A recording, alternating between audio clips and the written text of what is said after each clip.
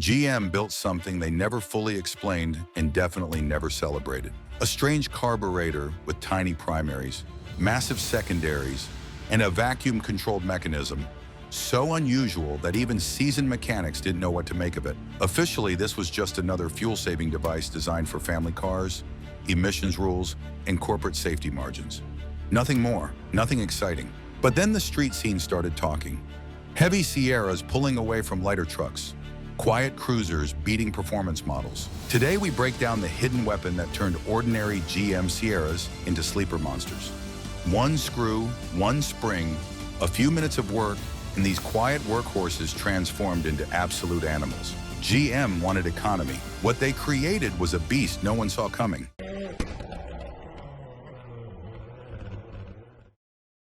The Quadrajet story begins. Long before the Quadrajet became a street legend, its story began in a far quieter corner of GM. Rochester Products Division started life in 1916 as a tiny electrical parts company. By 1929, GM had absorbed it into the corporate machine. 20 years later, in 1949, Rochester entered the world of carburation under engineer Harold A. McDonald. The division developed the Rochester 4GC, a dependable four-barrel that powered millions of GM cars throughout the 1950s. It was successful, but it had one glaring flaw: limited airflow.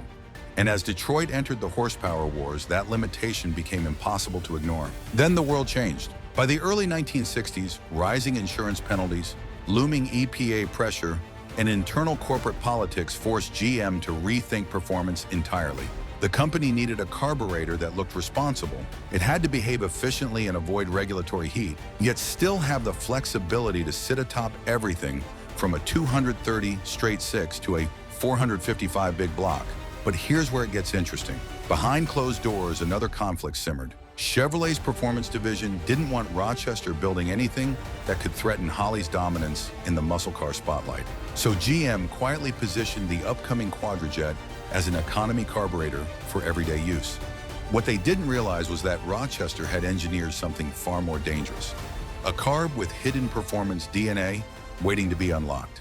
The birth of a monster. The year 1965 was supposed to belong entirely to Chevrolet's new Mark IV 396, an engine designed to dominate with canted valves, a deep skirt block, and torque that bent Detroit's performance curve. But on top of many early engines sat the real disruption: a four-barrel carburetor so strange and so unlike anything in Detroit that most people didn't realize what they were looking at. This was Rochester's Quadrajet 4M, the radical creation of engineer Bill Scott and a small team determined to break away from traditional designs. They split the carb into two worlds: tiny primaries for razor-clean efficiency and huge vacuum-operated secondaries that didn't respond to the throttle, but to the engine's own hunger for air. When those secondaries swung open, the surge felt unnatural, almost alive, like the engine had decided for itself when to unleash its full power. GM wanted a carburetor that met economy mandates and eased corporate tension, something predictable that could live on engines from mild six-cylinders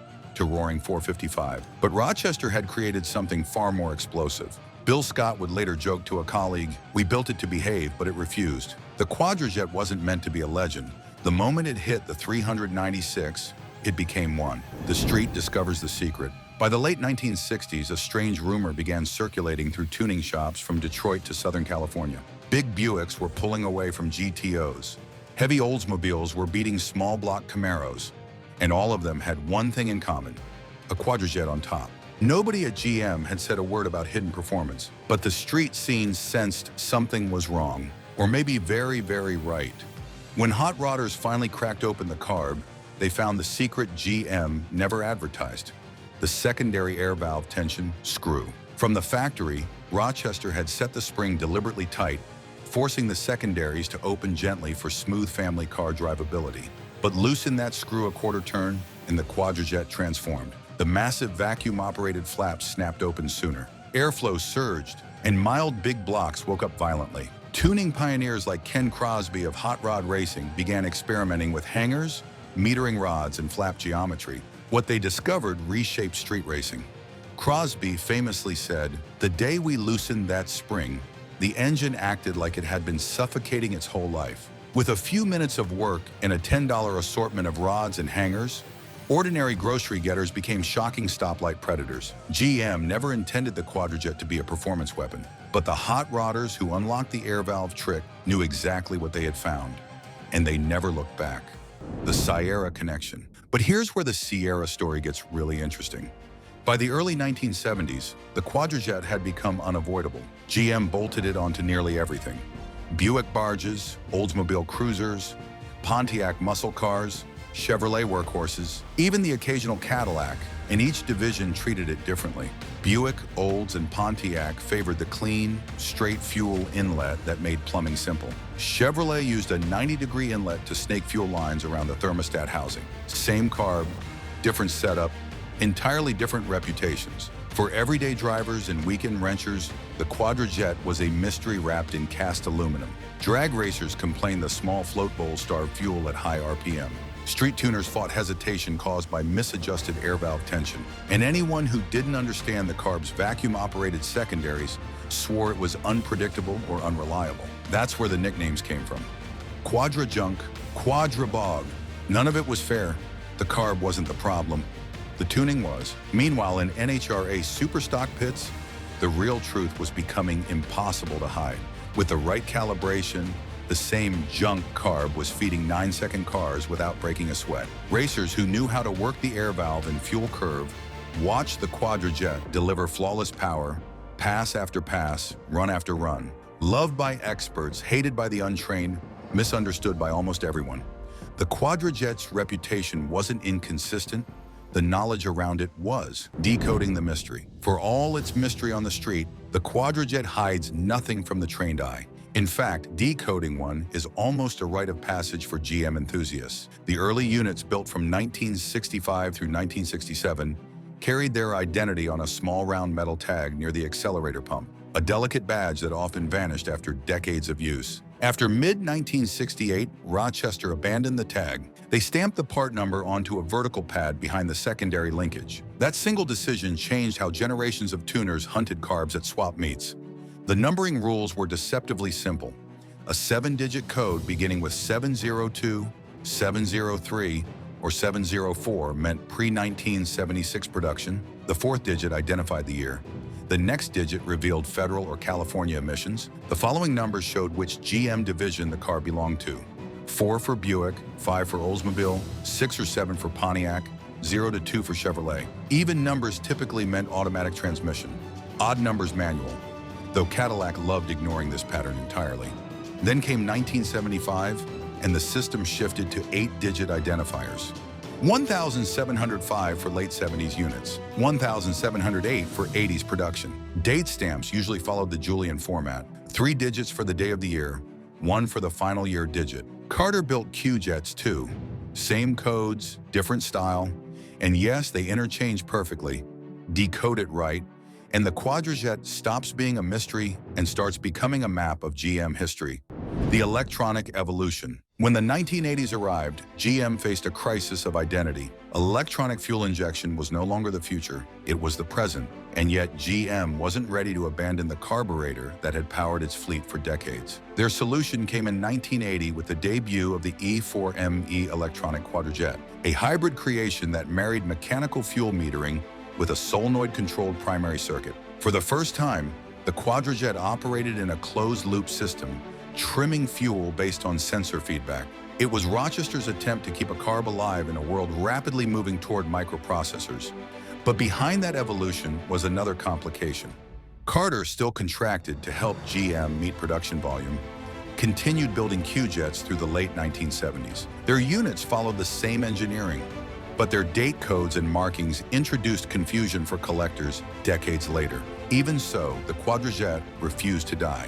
It remained in service until 1990, the final carburetor GM ever produced. A mechanical survivor standing alone at the edge of the EFI era. The street legend lives. Before electronic fuel injection and solenoids took over the 1980s, the Quadrajet had already carved out a reputation Detroit never planned for. Its legend wasn't written in engineering memos or corporate brochures. It was written on the streets. On Detroit's Woodward Avenue, a massive Buick Electra 455 stunned muscle car loyalists by surging past a Camaro Z28. On paper, the Camaro should have crushed it. In Orange County, a seemingly mild Pontiac 400 Firebird walked away from a Chevelle after nothing more than a carefully tuned air valve adjustment. And across Texas, the unassuming Oldsmobile Delta 88 earned sleeper status when racers discovered how violently its secondaries could snap open when properly set. These weren't race builds. They weren't stripped-down machines. They were stock-looking cars powered by a Carb GM never intended to be powerful. And that created a problem, not for racers, but for GM itself. Inside the corporation, the Quadrajet became a political inconvenience. Chevrolet's performance division guarded the high-performance image of American horsepower. A Rochester-built Carb, upsetting that hierarchy, wasn't welcome. EPA pressure and rising insurance penalties pushed GM to emphasize economy, not hidden potential.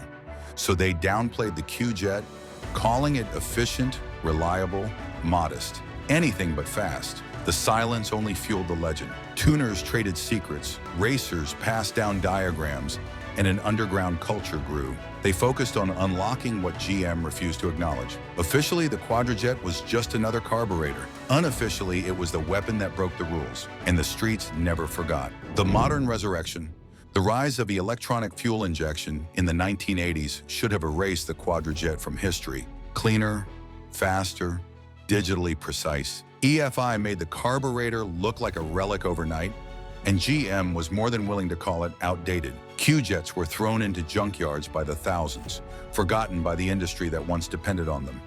But the streets remembered. Racers rediscovered the airflow Rochester engineers had quietly built into its geometry. Cheap rebuild kits, endless junkyard cores, and a tuning culture that refused to die kept the Quadrajet alive in stock and super stock pits across America. And when GM finally ended production in 1990, companies like Edelbrock and Weber USA stepped in. They proved the design still mattered. Today, even the Holley Sniper EFI Quadrajet, a modern electronic system made to bolt onto the same spread-bore footprint, stands as proof that the original idea was never outdated. It was simply ahead of its time. The hidden weapon revealed. So what was GM Sierra's hidden weapon? It wasn't a secret engine or special transmission. It was a carburetor that GM built to behave, but refused to stay quiet. The Quadrajet represented something Detroit had never seen before. A performance carburetor disguised as an economy device, a weapon hidden in plain sight. GM wanted fuel efficiency and emissions compliance. What they got was a carburetor that could transform any big block into a sleeper monster, with nothing more than a screwdriver and 5 minutes of knowledge. The street scene discovered what GM's engineers had built but never advertised. A carburetor with massive airflow potential locked behind a simple spring tension adjustment. When that secret got out, everything changed. Heavy Sierras started embarrassing lighter trucks. Quiet cruisers began beating performance models. And the Quadrajet earned its place as one of the most misunderstood and underestimated carburetors in automotive history. Maybe GM never meant to hide anything. Maybe enthusiasts just uncovered what the engineers never expected anyone to find. The Quadrajet proved that sometimes the best weapons are the ones nobody sees coming. A carburetor built for economy that became a legend for performance. GM's hidden weapon wasn't hidden at all. It was sitting right there on top of the engine, waiting for someone smart enough to unlock its potential. If you grew up with the Quadrajet or ever unlocked one yourself, you know exactly what we're talking about. And if you want more forgotten legends like this, stay with Gastail. We dig deeper than the surface stories. We find the engineering secrets that changed everything. Subscribe and ring the bell, because the next hidden weapon might be sitting in your driveway right now. The streets remember what Detroit tried to forget, and so do we.